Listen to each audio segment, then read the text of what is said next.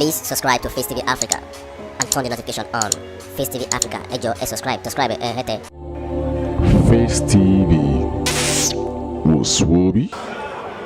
You preach the relationship between myself and Saheed Osupa. You change the perspective. You change the belief many people have on their mind. There was never a time myself and Saheed Osupa had problem. Sometimes when you look at musicians, the problem you see with musician is a problem made by their followership, their fans. My star is better than your star, my star is good than your star. But I take recognizance of one fact that I am older than him in the industry. I'm so long in the industry. I accorded myself respect first, because that is what I believe every other person coming across with me will first of all notice.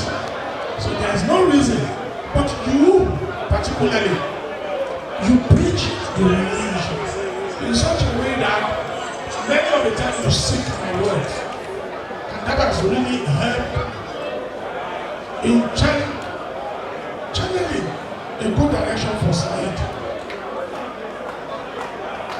I stand before everybody today to give you that credit, to tell you that you never misplace your priority, and God in His infinite mercy shall continue to bless you.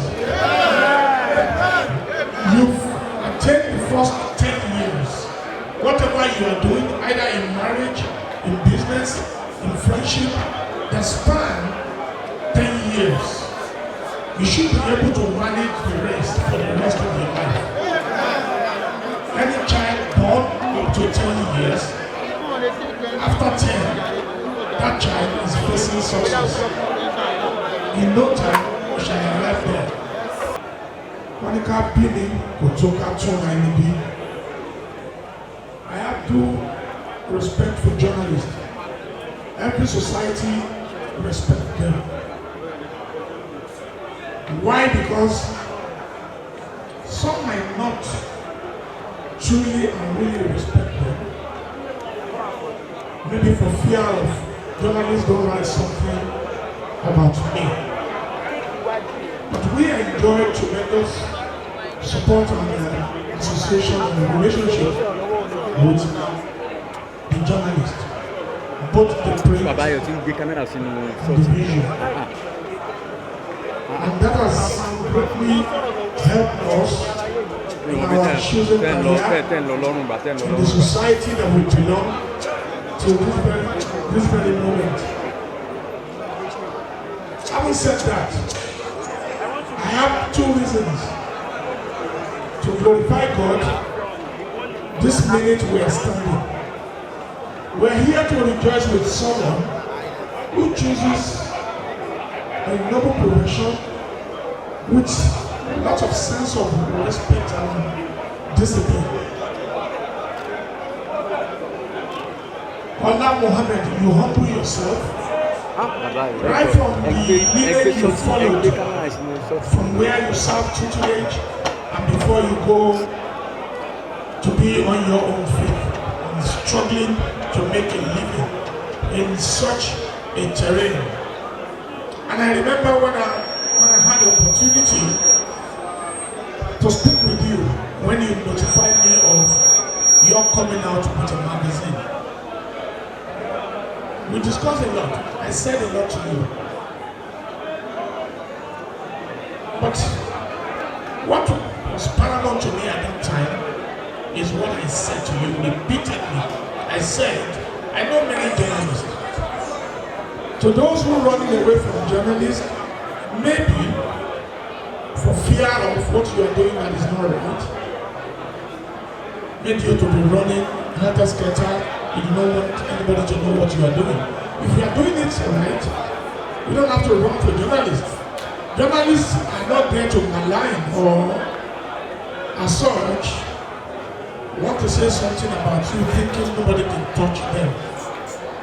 Two great friends I had and I maintain them. I have journalists and I have police.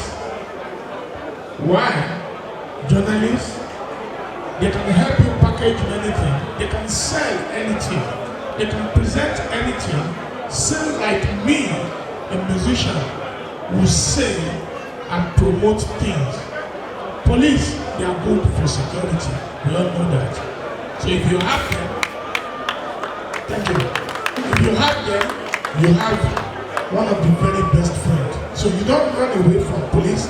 Police is your friend. Don't run away from journalists. Journalist is your friend also. I bless you in my capacity today as man of Yoruba land and Dunia Ashawa, Ola Mohammed, our great people who play trade journalism. What the figure of you now, what is she that I want to work of note in the car or by dinner. What do you know? Àti àwọn oríṣiríṣi èèyàn gidi bẹ́ẹ̀ bẹ́ẹ̀ lọ. Ara wọn Délé Mọ̀mọ́dún, Ẹ̀yà Akínpẹ̀lú, Kúnlé Bákàrè, Ṣèyẹ Kẹ́hìndé, and very many. Tiẹ̀ náà ò ní yàtọ̀ lágbára náà. Tiẹ̀ náà ò ní yàtọ̀ lágbára náà. Àpéjọ bílẹ̀nì àwa rejoice pẹ̀lú ẹ̀. Àwa bẹ̀rẹ̀ celebrate ọdún mẹ́wàá. Ọkọ̀ ẹ̀ ò ní takú sí nígbà yìí. Eléyìí máa jẹ́ ìbẹ̀rẹ̀ oríire ọ̀tun fún ẹ tó dé ní gbàgbé for the rest of your life. Àgbẹ̀rẹ̀ sọ ọ̀rọ̀ lẹ́yìn nípàdé fẹ́sọ̀ àti máa ṣayé kọ́ máa ṣe fàájì lónìí. This I say from the bottom of my heart. Ó ti rí kankan oṣù máa gbàgbé báyìí lọ. Aláìlúwà kí ó tó di pé a ní kí chairman sọ̀rọ̀.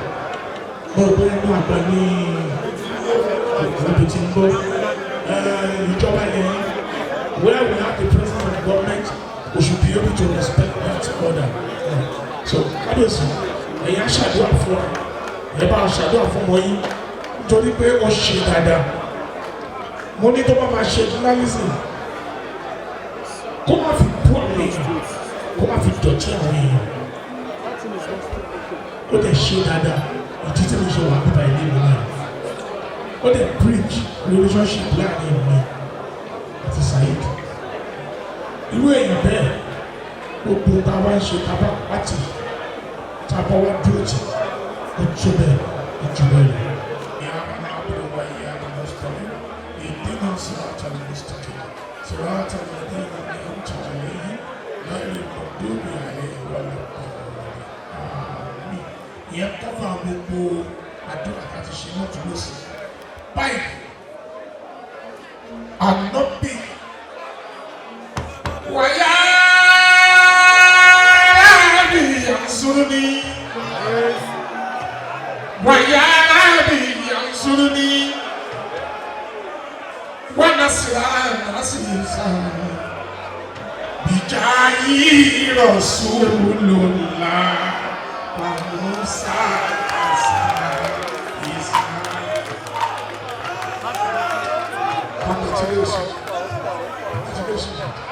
Congratulations. Wahayu Pawayaya. Wajibrilu. Waisa Musa. Wanabi Muhammadu. Walimuliku Sulaiman. Wayarabi Yansuruni. Wanasira Nasisa. Bijayi Rasulullah.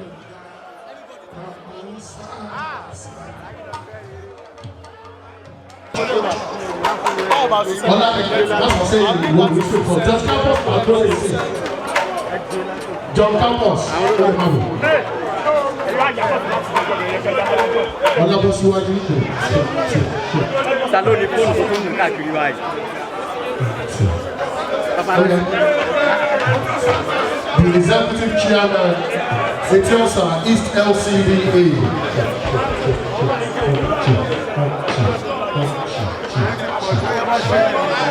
Ọlá Mohammed. Oya di ọ̀bẹ ẹ̀rú.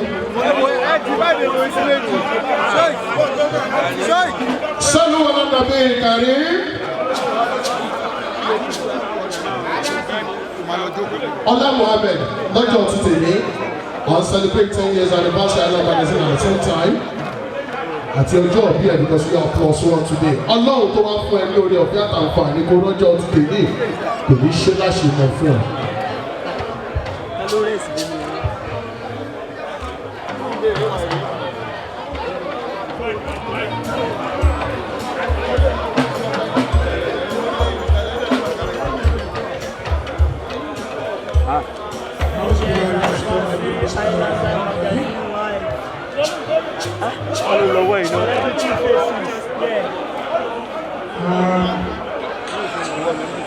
Please subscribe to Face TV Africa and turn the notification on.